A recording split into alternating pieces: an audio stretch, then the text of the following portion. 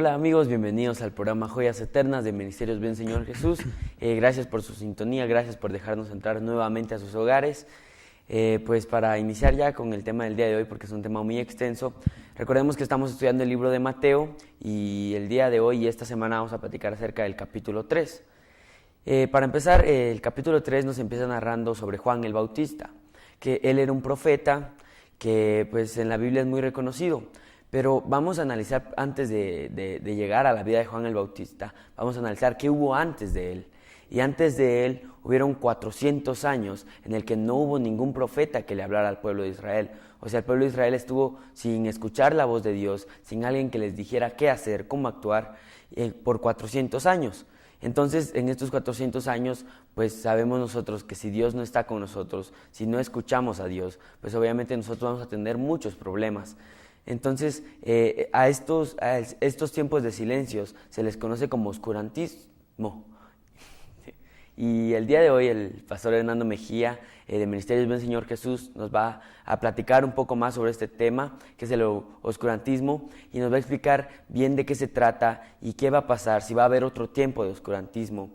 Entonces, para iniciar ya con el tema, pues pastor, le hago la primera pregunta, que sería, pues definamos bien este término del oscurantismo. Bueno, lo que pasa es que, como bien estás diciendo, Dios de repente hace lapsos de pausas, de silencio, un selá, es decir, momentos en los cuales no habla. Y no habla porque hay mucha necedad, hay mucha terquedad en el hombre. Entonces, cuando el hombre cae en esa necedad, en ese darle la espalda a Dios de continuo, entonces Dios decide, por soberanía, no hablar, apartarse, alejarse. Dios hace eso.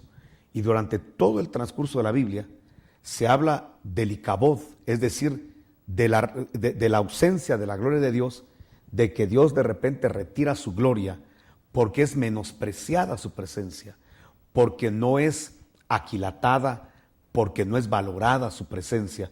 Entonces Dios definitivamente, donde no es bien recibido, mejor se retira. Y eso es lo que le pasó a Israel.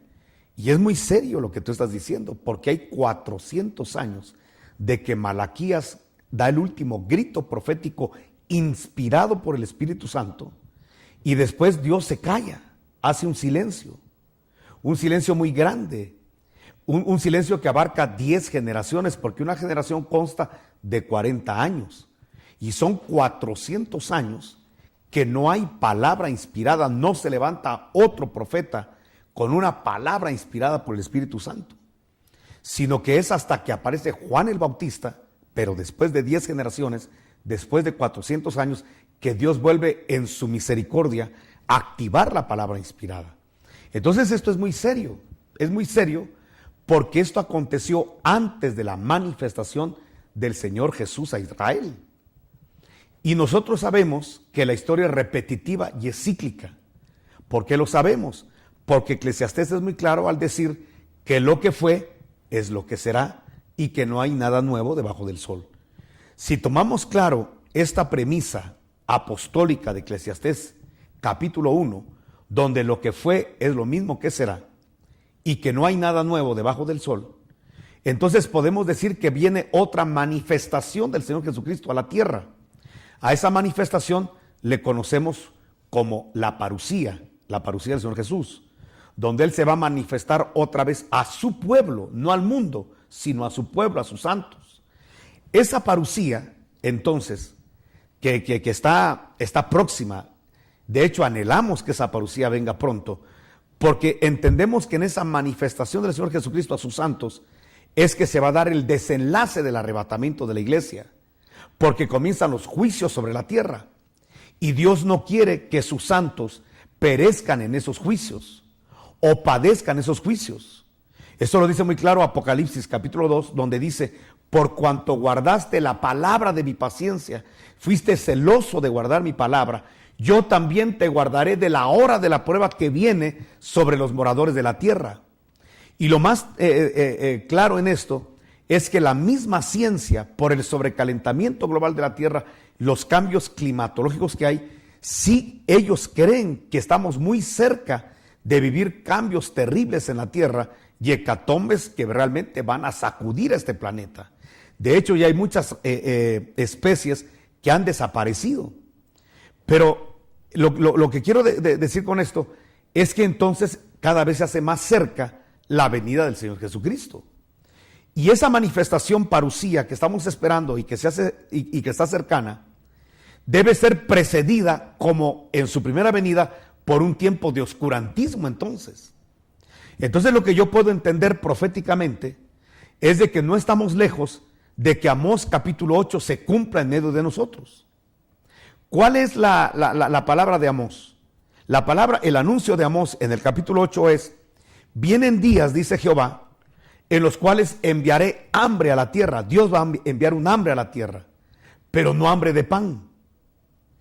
Vienen días, dice Jehová, en que habrá sed en la tierra, pero no sed del agua líquida H2O, sino que vendrá un hambre, vendrá una sed de oír la palabra de Dios. Y dijo el profeta: irán de mar a mar, de continente a continente, y no la hallarán. O sea que se anuncia en Amós capítulo 8 una ausencia de palabra de Dios, una ausencia de la revelación de la palabra de Dios. Pero aquí viene una situación.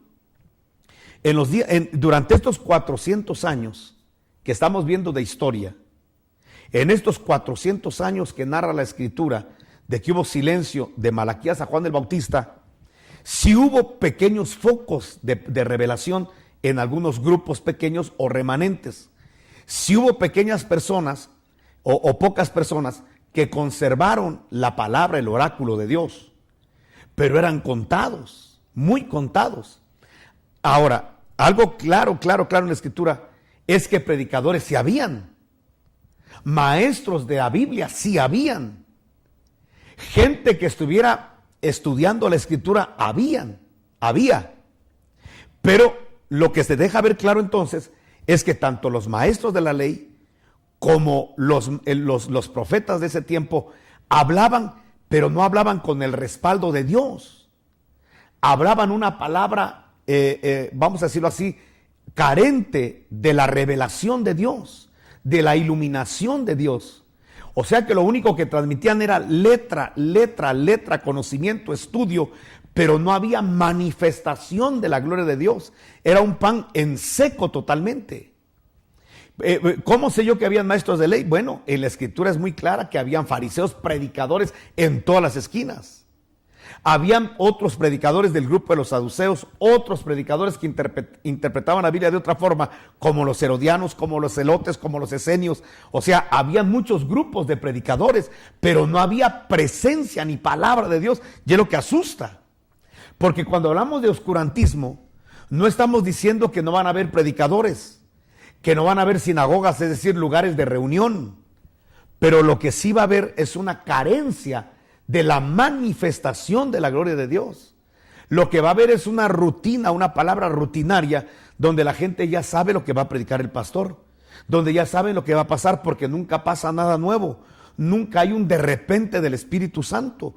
No hay un mover del Espíritu de Dios, y en eso hay que tener mucho cuidado de no caer en solo letra, conocimiento, y no darle lugar a la manifestación de la gloria de Dios y la manifestación del poder del Espíritu Santo.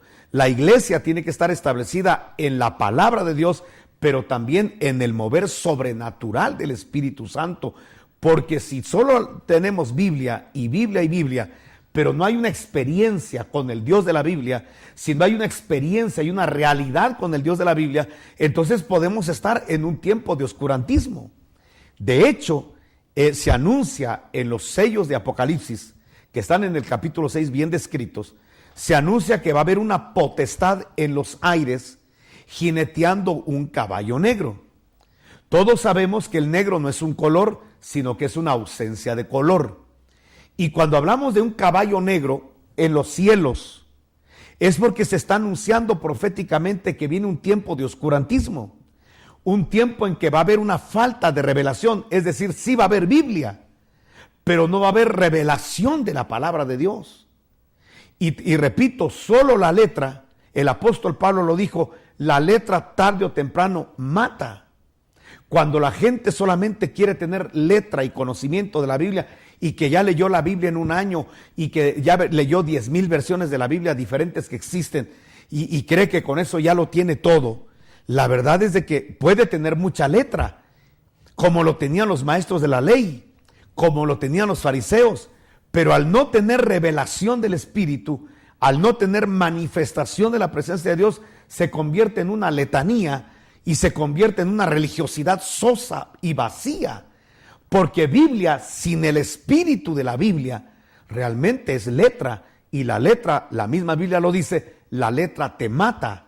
La letra te quita la vida del espíritu. Hay que tener mucho cuidado con quedarnos solo con letra. Te voy a poner el ejemplo de Saulo de Tarso.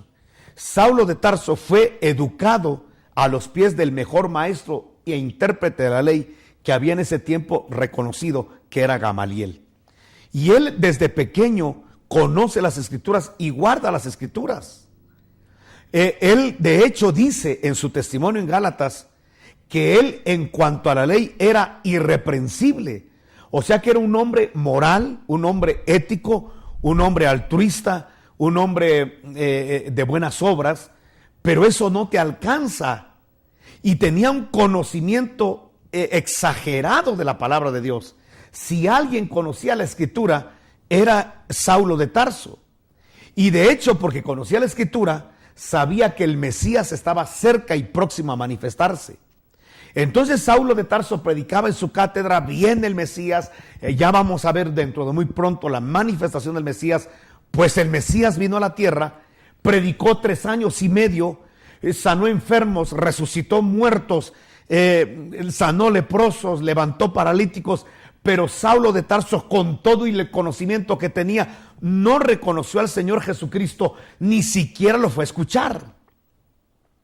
¿Cómo es posible que un hombre de tanta moral, de tan buenas obras y de tanto conocimiento de la Escritura, viene Jesús de Nazaret y no lo reconoce como su Mesías? Y eso le puede pasar a mucha gente, que puede llenarse de conocimiento, de teología, de psicología, de lo que sea, que contiene una letra de la misma Biblia, pero si no permite que el Espíritu Santo le ministre, fluya, le dé vida a esa letra, entonces va a ser como Saulo de Tarso, va a tener mucho conocimiento, va a ser como los fariseos, mucho conocimiento, mucho de Biblia, que hasta se ponían la Biblia en la ropa, las filacterias, como para decir, conocemos, he aquí un conocedor de la Escritura. Pero ¿de qué sirve si estos mismos rechazaron a Jesús? Estos mismos crucificaron al Señor de la gloria. El apóstol Pedro los confrontó en el capítulo 2 de Hechos de los Apóstoles a todos los que conocían la Biblia y les decía, vosotros matasteis al autor de la vida. ¿Cómo es posible que un conocedor de Biblia, un maestro de Biblia, mate al mismo autor de la vida?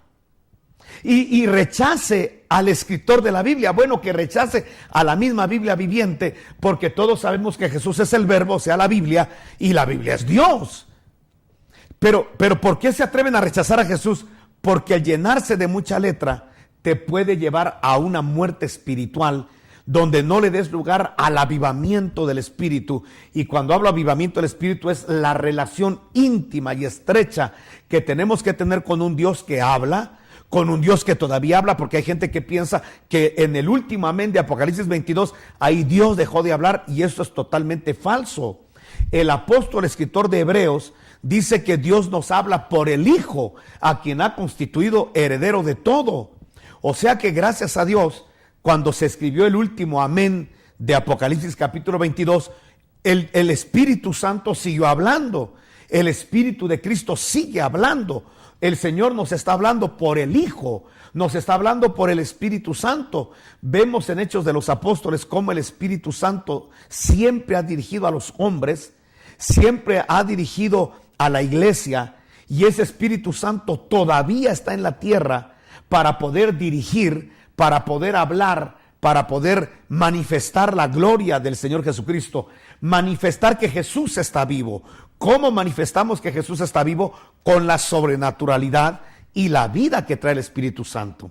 De tal manera que el apóstol Pablo, que ya convertido, hace mención muy clara que este evangelio que nosotros tenemos, esta buena noticia, no solo se establece en letra, sino que se evidencia la letra, y este evangelio se establece en el poder de Dios. De tal manera que en un momento en el cual había una discusión doctrinal con el apóstol Pablo, Pablo dijo: yo voy a llegar allá a Corinto, donde estaba la discusión doctrinal, pero no voy a llegar a ver cuánto sabes tú y cuánto sé yo. Mejor vamos a ver cuánto poder se mueve en ti y cuánto poder se mueve en mí. Como quien dice, el apóstol Pablo está diciendo: para yo probar que el evangelio que tengo es verdadero, mi evangelio tiene que ser sobrenatural. Y la sobrenaturalidad comienza con el cambio a uno mismo. Cómo el Espíritu Santo empieza a cambiar y a transformar el carácter, la forma de pensar, la forma de decidir, de accionar, de reaccionar de una persona. Ahí es donde empieza a probarse que este evangelio es sobrenatural. Cómo el evangelio de Cristo sobrenatural rompe cadenas de alcoholismo, esclavitud, de drogadicción. Cómo saca a prostitutas de ese tipo de vida. Ahí empezamos a ver cómo la gloria de Dios se empieza a mover, no solamente conociendo a un Cristo histórico, sino un Cristo de poder que el día de hoy se está moviendo y está actuando. Amén, pastor. También usted mencionaba algo que yo creo que es necesario recalcar, que el oscurantismo no es la ausencia de iglesias, no es la ausencia de predicadores, es la ausencia de Dios en las iglesias, es la ausencia de Dios en los predicadores. Y eso es algo que me llama la atención. ¿Por qué? Porque entonces es muy aparte la persecución que va a tener la iglesia al oscurantismo. El oscurantismo es: van a haber iglesias, van a haber pastores, van a haber apóstoles, profetas, pero no van a hablar de parte de Dios, o la palabra se va a estancar.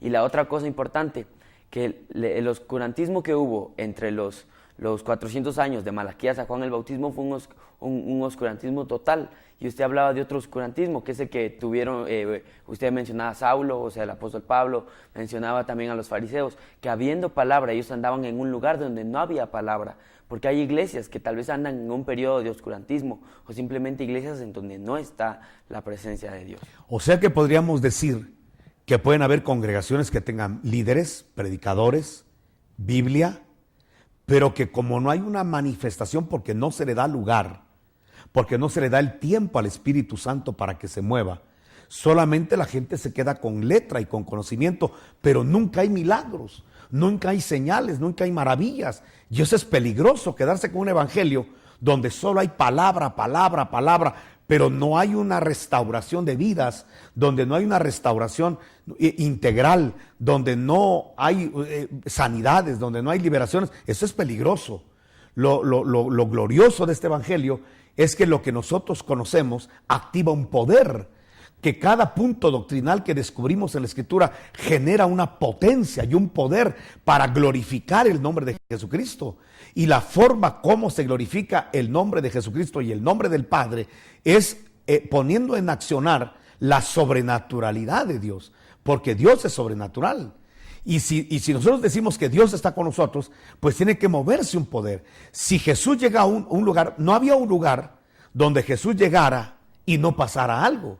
Si llegaba a la casa de María, de Marta y de Lázaro, había un poder que se generaba. No solamente era enseñanza, de tal manera que la gente se impactaba de Jesús. ¿Por qué se impactaba de Jesús? Eso lo dice la Escritura muy claro. Dice que la gente, cuando Jesús empezó a predicar la palabra, dice que la gente se extrañaba. Porque cuando Jesús predicaba la palabra, se empezaban a mover los dones. De repente la gente sanaba. Y endemoniados, que ni ellos sabían que estaban endemoniados, porque hay demonios que se esconden en los hombres y no son evidentes. Y no son evidentes porque no se quieren ir. Y entonces mantienen cierto silencio. Hay demonios que sí se manifiestan en las personas, pero demonios que se van totalmente ocultos dentro de las personas. Cuando venía la palabra de Jesús predicada, se manifestaban. De repente empezaban los demonios a gritarle a Jesús que se callara. No soportaban el impacto de la palabra de Jesús. O sea que Jesús no solamente daba una enseñanza y un conocimiento de Dios, de la palabra, sino que había un impacto que hasta los demonios se sacudían.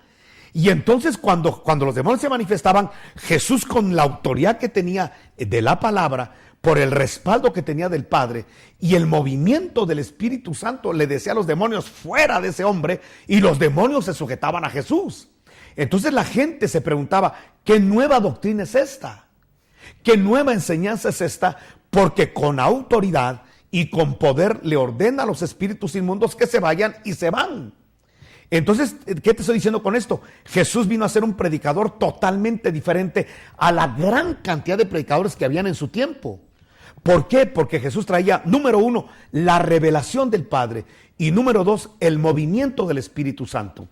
Cuando hablamos de la palabra y revelación del Padre, hablamos de que Jesús decía, esto que yo les estoy hablando no es de mi propia cosecha. No lo aprendí en un estudio teológico. Esto que les estoy predicando no se enseña en las cátedras teológicas. Esto que yo les estoy hablando lo estoy recibiendo directamente de mi Padre para trasladarle a la necesidad que tienen ustedes. Y es necesario que los predicadores de ahora traigamos la palabra de Dios escrita y la revelación de Dios. Entonces, cuando eso se mueve, la misma palabra genera una sobrenaturalidad, donde la gente que no tiene contacto con Dios empieza a tener esa hambre por tener el contacto de Dios y recibir a Jesucristo como Señor y Salvador. El que está en pecado es redarguido por la palabra para llegar al arrepentimiento. El que es inconverso totalmente empieza a generar una fe, esa palabra y ese movimiento del Espíritu.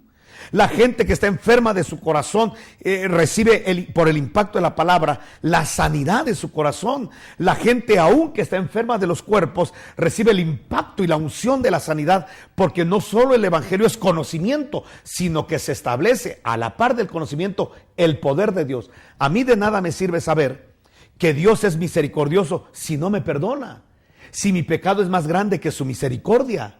Pero a mí me sirve saber que la misericordia de Dios es grande porque la necesito el perdón de Dios. ¿De qué me sirve saber que Dios sana y dar una buena cátedra y estudio de cómo Jesús sanaba, si al final a mí no me puede sanar y no puede sanar a mis ovejas? Entonces, un evangelio que solo es conocimiento y letra, pero no se mueve la sanidad, es un evangelio incompleto totalmente o falso. Un evangelio donde se habla de que Jesús tiene poder para liberar a la gente endemoniada, pero 1, ni los demonios se manifiestan, y 2, la gente no es liberada, pues ese evangelio definitivamente tiene algo extraño y se hace sospechoso. Mira, lo más terrible es que hoy en día, cuando hay un milagro, como en el tiempo de Jesús, la gente se asusta y se asombra. Cuando hay una manifestación de un demonio y el demonio es echado fuera, la gente se asusta. ¿Por qué? Porque no es muy normal. ¿Qué es lo que a la gente realmente le escandaliza? Cuando hay acontecimientos que no son normales. Ahora, ¿quién se asusta de ver gente caminando? La gente deambula, tiene su libertad de locomoción. Nadie dice, ay, mira, ya hay un hombre caminando. ¿De qué te asombras si todos caminamos? El problema de la iglesia es que la iglesia hoy se asombra. Hoy se levantó un muerto, ay, sanó un enfermo. ¿Por qué? Porque no se ha vuelto normal. ¿Qué es lo normal en una iglesia? Que solo haya letra, pero que no se mueva el poder de Dios. ¿Qué es lo normal en una iglesia? Que se hable mucho de Dios, pero haya poca manifestación de Él. Pero cuando hay un milagro, la gente se impacta, la gente se asombra porque no es normal. Y eso quiere decir que estamos viviendo un evangelio anormal nosotros. Porque lo normal debería ser de que el poder de Dios se mueve y que alguien diga, ah, mire, sanó fulano. Ah, sí, eso es normal. Mire, ¿cómo se llama? Un endemoniado fue liberado. Ah, sí, es normal. Que mire que una persona se restauró, la persona más endurecida de corazón, ahora le sirve a Jesucristo, ahora se quebranta delante de su presencia. Ah, bueno, normal. Para nosotros debería ser eso normal. No debería asombrarnos, debería ser normal. Pero ¿qué pasa? Algo pasó en nuestro evangelio que ahora es anormal que haya un milagro. Y todavía hay gente absurda que cree que los milagros no existen. Y todavía en este tiempo hay gente ridícula que cree que el evangelio es solo aprender conceptos de la Biblia, y mientras más conceptos de la Biblia tenga, yo mejor persona soy. Pero que el poder de Dios no se mueva. Pero yo pienso con todo el corazón que tenemos que ser parte de los grupos que se llaman remanentes, donde sí se conservaba la palabra de Dios, como Ana, como Zacarías, Gente que conservaba la gloria de Dios, pero nota, eran escasos. ¿Cuántas multitudes oyendo a los fariseos, a los saduceos, a los principales de las sinagogas? El mismo Nicodemo que llega con Jesús y le dice, nosotros sabemos que tú vienes de arriba. ¿Y quién es nosotros? Él era un maestro de Biblia. ¿Y sabes por qué? Y le dice, yo sé que tú vienes de arriba y nuestro grupo de maestros sabe que vienes tú de arriba, del cielo, y vienes de parte de Dios por las obras que haces. Pero ahora, ¿qué obras hacía Jesús? Era mover y generar en el conocimiento de la palabra el poder de Dios. Desde luego, milagros sin palabra de Dios también se hace sospechoso.